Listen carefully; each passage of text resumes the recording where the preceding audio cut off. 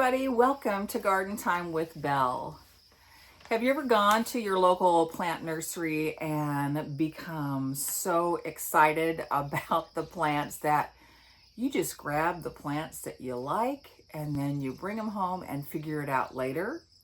Yeah, that's what today's video is all about. Just recently, I was at one of my local nurseries who was having an end of the season sale. Everything was 25% off, and I was there the very last week. So I thought, why not go and see what I can score on such a great sale?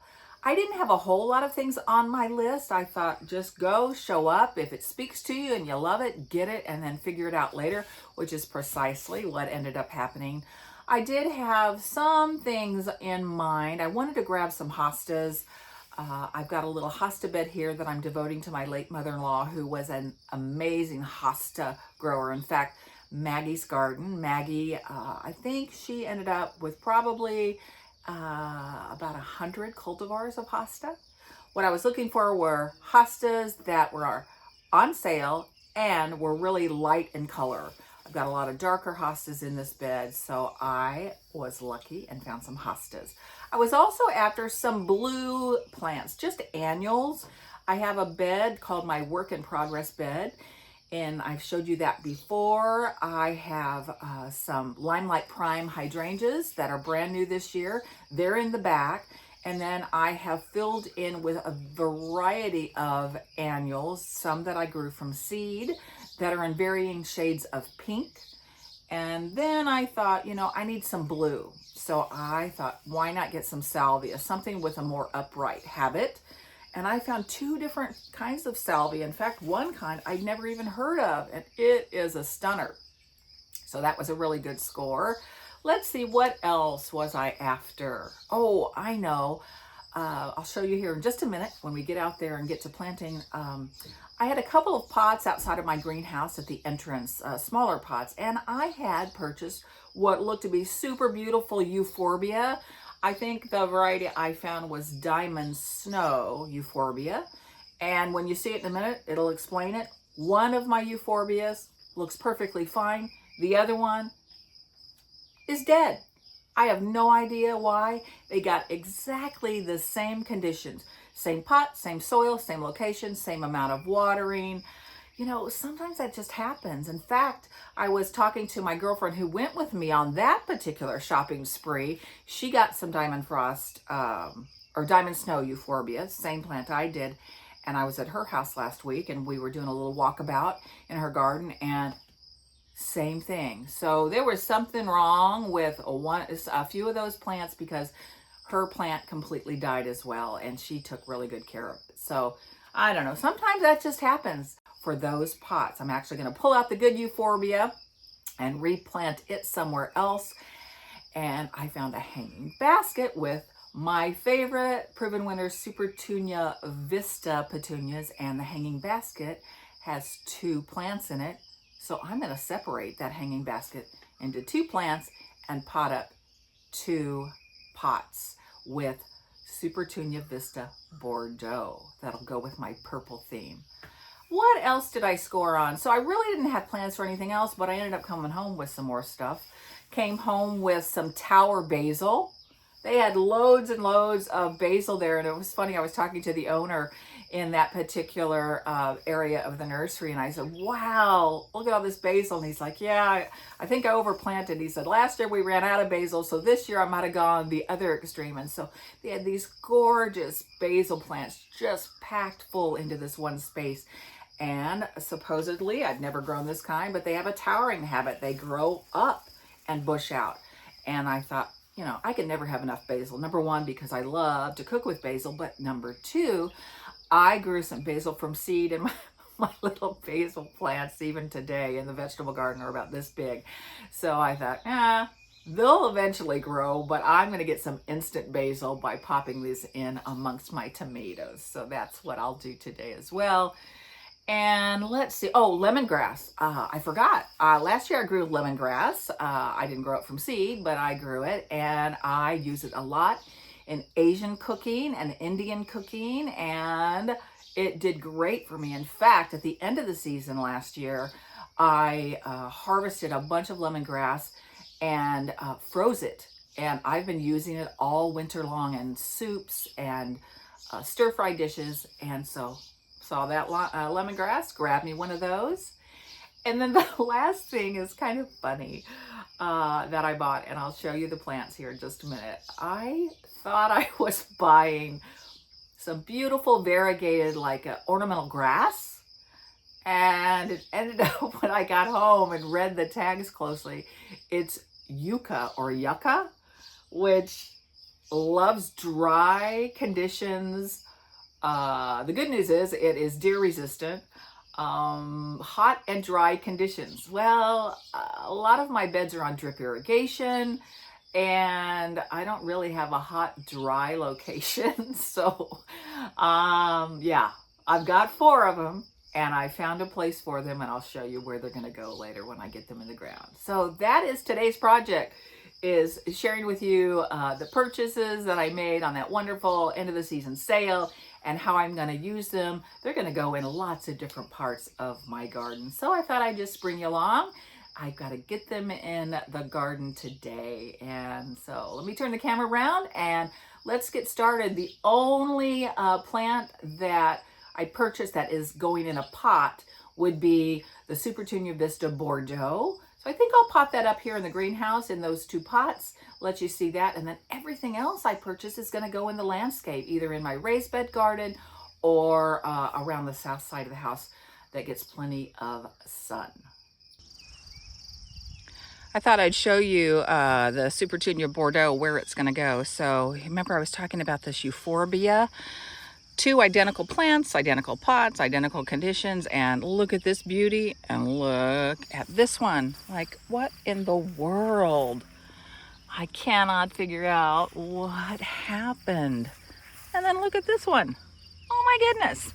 So anyhow, yeah, so the Supertunia Bordeaux, I'm going to split, and I'll show you that. I'll take these pots in the greenhouse and take care of that. I'll pull this one out, this euphorbia, and I'll put it in a new pot and place that somewhere else. But I thought the Bordeaux, that purple, light purple, would go great, and it would really complement what I have going on in my 2 aquapot lights. You all have seen these before, but I'll get in here with a close-up. You got to see me pot this one up. So I've got Supertunia Indigo, Supertunia, I don't remember. It's a mini. These are all mini Supertunias, and Supertunia Mini White in the back. And look at the centerpiece. I am finally growing Gaura. Isn't it just delightful? It's wispy and tall and blows in the breeze. It's just so pretty, and I think it makes a nice contrast against my greenhouse. So let me get these pots inside the greenhouse, and I'll make that transfer and get some Supertunia Bordeaux going. Time to get my Diamond Snow Euphorbia out of this pot and in this pot. Isn't that cute? I thought that was pretty cute, so I think it'll be fine in there. So I will add some soil, and then I'll try to transfer most of the soil that's in here into here as well. But I think it needs some fresh potting mix there on the bottom. It's a fairly decent sized container, so I think I'll go ahead and do that.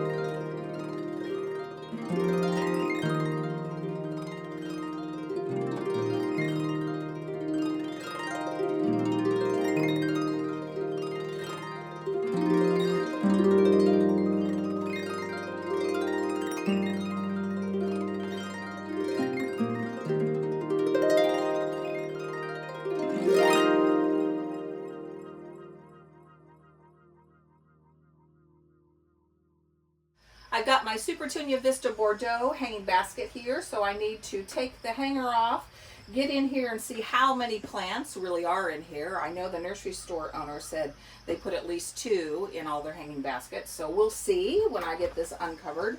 The other thing I wanted to share with you all is, you remember the plant I showed you, the reason why I'm doing this, the plant, the euphorbia that bit the dust for some unknown reason. I went ahead and took that plant and the soil and dumped it in a part of the property that I don't care about, because just in case that plant had some kind of weird disease, I didn't want to take this plant and put it in that soil in case there was something in the soil, you know, from that plant. So better safe than sorry. So that's what I'm going to do right now. So you can follow along. You will see me put in, as I always do with all of my annual pots, I will be putting in Biotone Root Starter, and I'll put some slow release continuous plant food, any kind you like. I just happen to have the Proven Winners brand that will continue to help feed this beautiful flowering plant all summer long.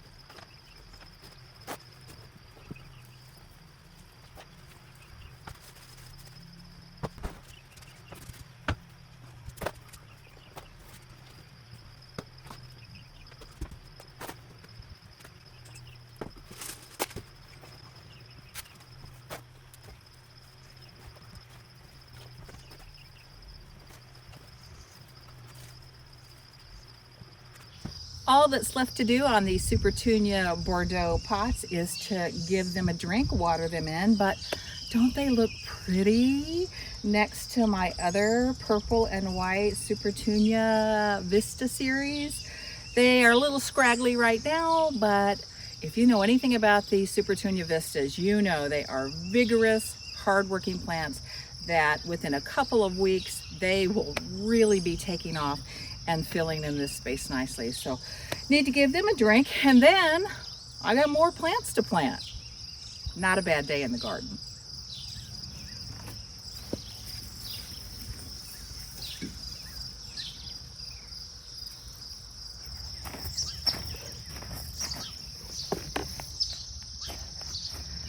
Next stop on planting day is here in my raised bed garden. I've got 4 plants that need to go in the ground. Super simple job because, as you know, raised bed gardens, the soil is nice and light and fluffy, so it's not hard digging at all. But let me show you what I'm going to place here. The lemongrass that I love to cook with, so that's going to go in. I'm not sure where yet. And this tower basil that I told you all about. Let me take a look at the tag. Everleaf Emerald Towers Basil. Plant in full sun, grows 24 to 36 inches tall. Oh my goodness, between 2 and 3 feet tall. I'm not sure where it's going to go. I think it's going to go near some of my tomato plants, which I have currently 12 plants, tomatoes growing in my garden that I grew from seed. Very proud of that this year. So I'm going to put them near the tomatoes because there's lots of evidence that when you grow basil near your tomatoes, it will repel the dreaded tomato hornworm. Those of you out there that garden and grow tomatoes, you know what those are.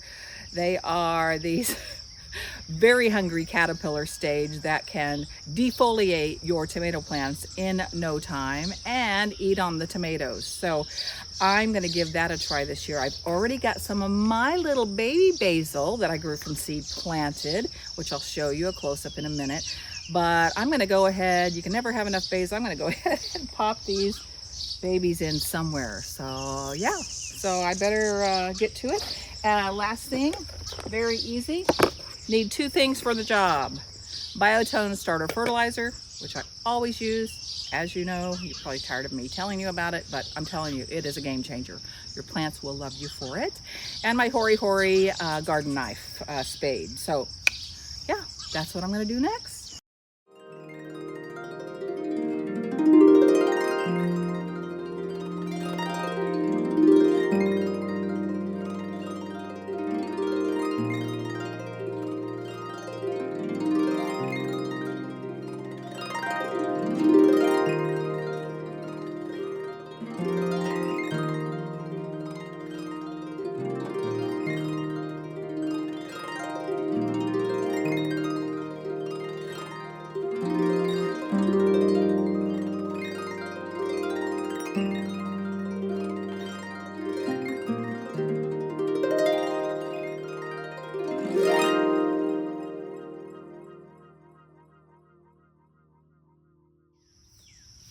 Here I am in Maggie's garden, and this is where I decided to put some of those hostas that I bought on sale.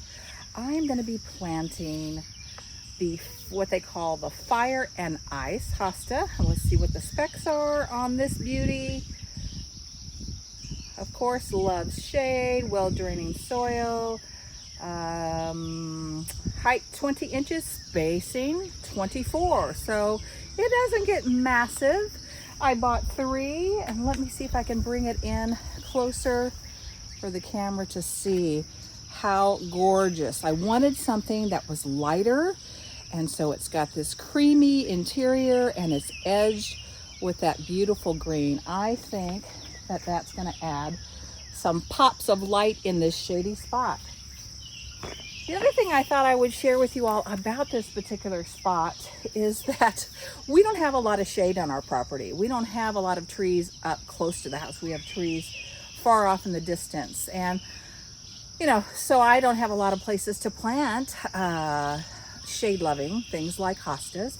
And so I think maybe it was a year ago, I decided under this little cluster of trees by the pond, I would try to create a little hosta garden.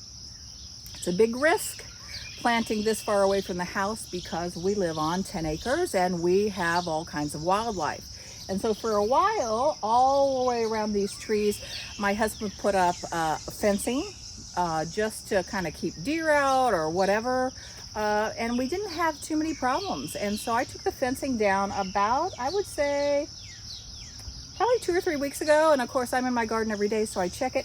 It doesn't look like anything has been eating on our hostas, so fingers crossed it'll stay that way. However, I wanted to share the method I used to create this little bed. You all have heard probably, and maybe not, about the no-till method. No-till method is basically you find a spot where you want to start a garden in your yard. You lay down a couple of layers of nice heavy-duty cardboard without tape, without a bunch of ink, and then you pile on wonderful rich compost. 6 inches or so ought to do it. You leave it, you let it cure, the cardboard breaks down, it suppresses the weeds, and you have a garden. And that is the method I took for this spot, and so far it has worked beautifully.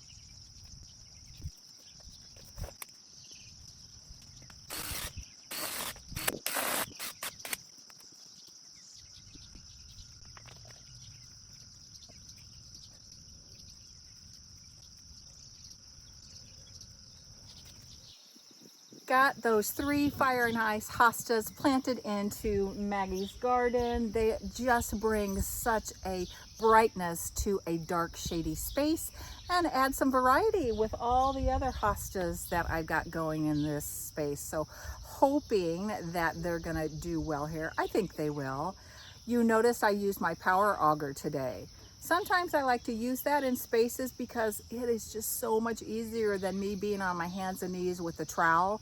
Even though this is nice soft soil and it stays soft and cool because it's under the trees, it's just for me faster to use the auger for some jobs.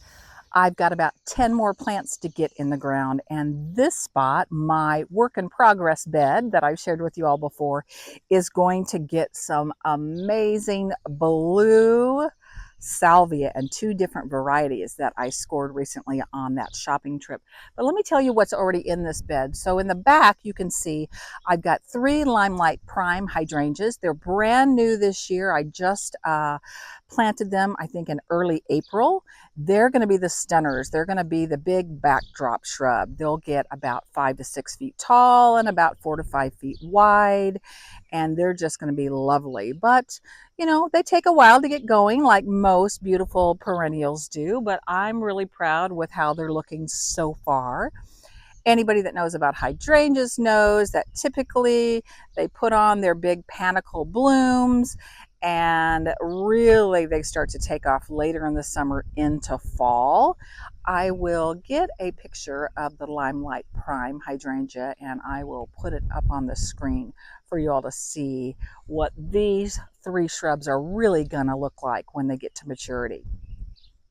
So I thought this summer, you know, I'm growing so many things from seed for the very first time. My idea was just to plant in some annuals, things that I grew from seed. Well, I've done that already. So I want to tell you what's in here that I've grown from seed that I planted up on another video you might want to check out.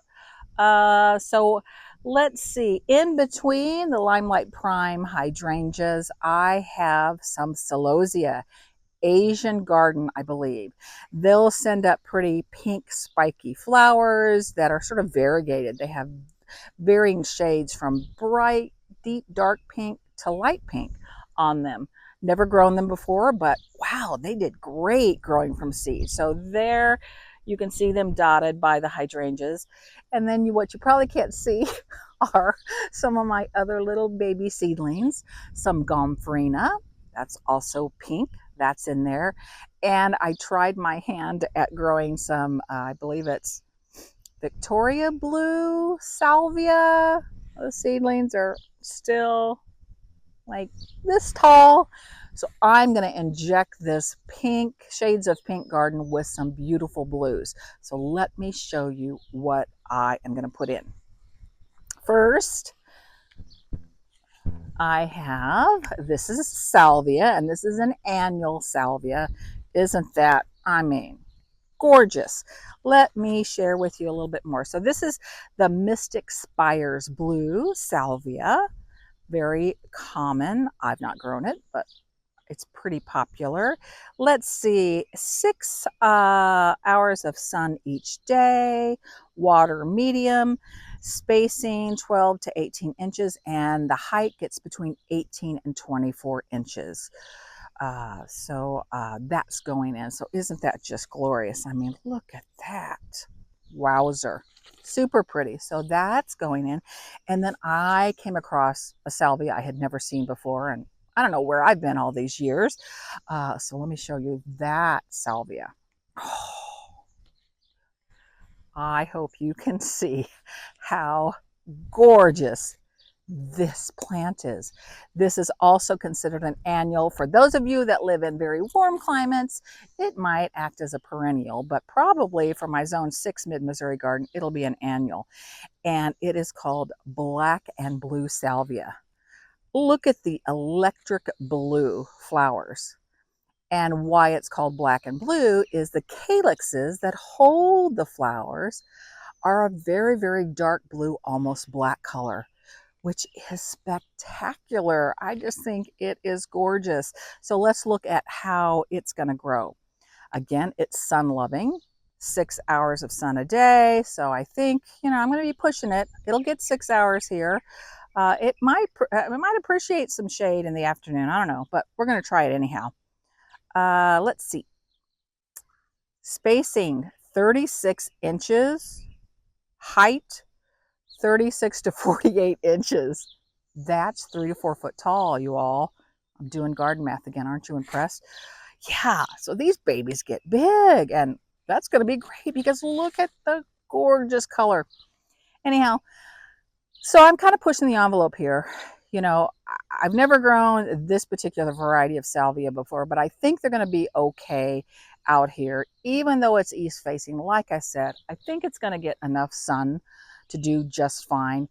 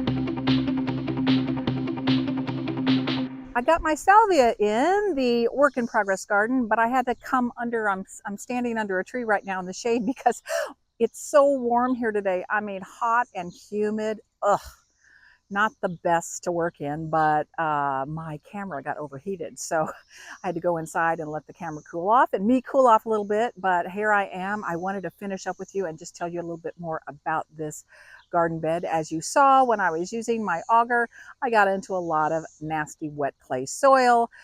So we'll see what happens. I added compost to the holes to try to help with the drainage a little bit, and I got this on drip irrigation, and I have my drip system set on timers. So I am going to be turning that timer off completely. I'm not going to water this raised bed for several days. We've just had so much rain. It needs to dry out because I don't want the roots of my plants to rot. That would be really sad, sad, sad. So that is my workaround. But I'm going to turn the camera around. I'm going to walk up here, get out of the shade, and I want to show you a close-up of what I've got in this garden. I decided to put a nice spot of blue here on this end and blue over here. So this is where I chose to plant the Mystic Spires Blue Salvia. Isn't that just pretty? And look at it against the Supertunia Vista Bubblegum. Isn't that going to be pretty? And then I mentioned earlier, this is the Celosia Asian garden that I grew from seed. And you can just see, yeah, I get that in focus. I hope so. You can just see the tippy top. It's got a little bit of pink coming on. And look at that foliage. I didn't realize the foliage was going to be so pretty. That beautiful green with pink edges. Very nice. So there is my Mystic Spires Blue Salvia. And then on the opposite end, this is where I chose to put the black and blue salvia. And this, as you recall, gets 3 to 4 feet tall. So it is really a big one. So look at that. I mean, I'm just so in love with this gorgeous plant. That shocking blue with the calyxes that are, that I guess why they call it black or really dark blue. I think if this will grow 3 to 4 feet tall and fill in this space, that'll make me so, so happy. Well, I better talk quick before my camera overheats again. I've got to complete this job today, and what I have left to do is to get these 4 plants in the ground. I am on the south side of the house, nice and hot. The sun's coming out and woo, yeah. So I better get after it. Let me tell you a funny story about these plants, however.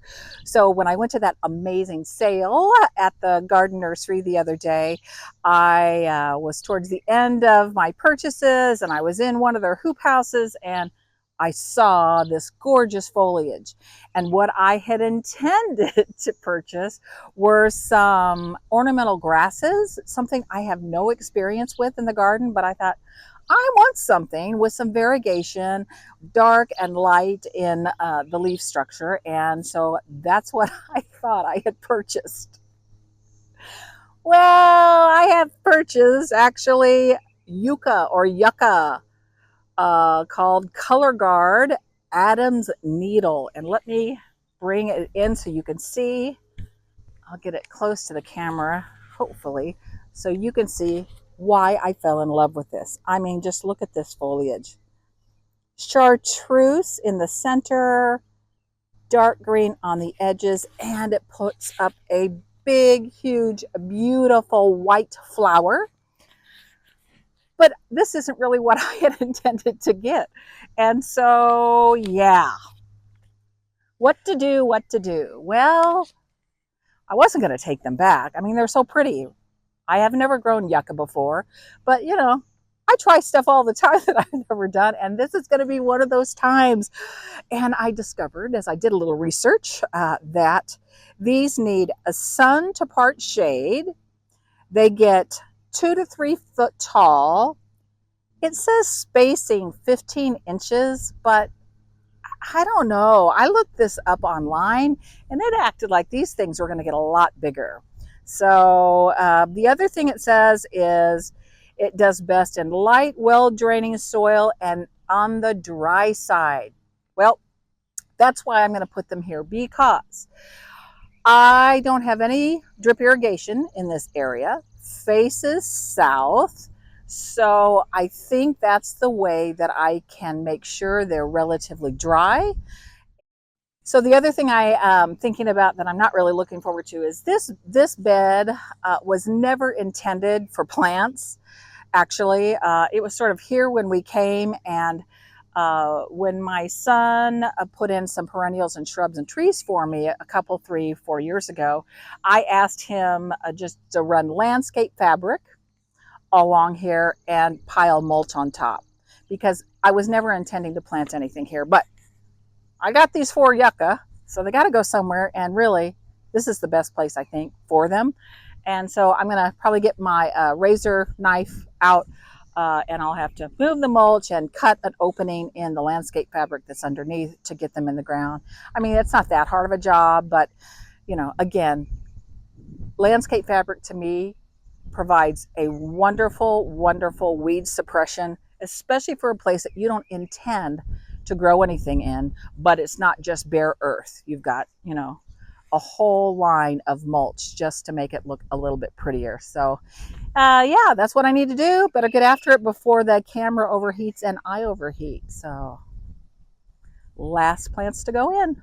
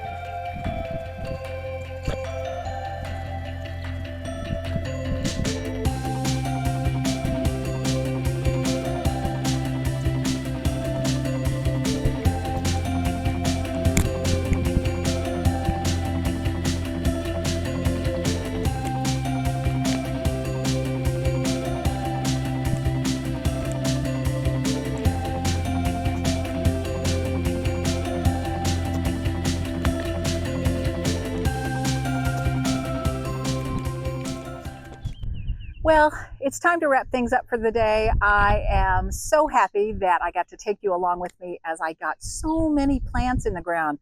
Everything from the herbs that I put out in my raised bed garden to hostas in Maggie's garden to some gorgeous blue salvia in my work in progress garden bed. And of course, the surprise oops plant that I purchased, the yucca, got those in as well. Thanks so much for coming along. I really appreciate your support for my channel. If you enjoyed today's adventure, please like and subscribe.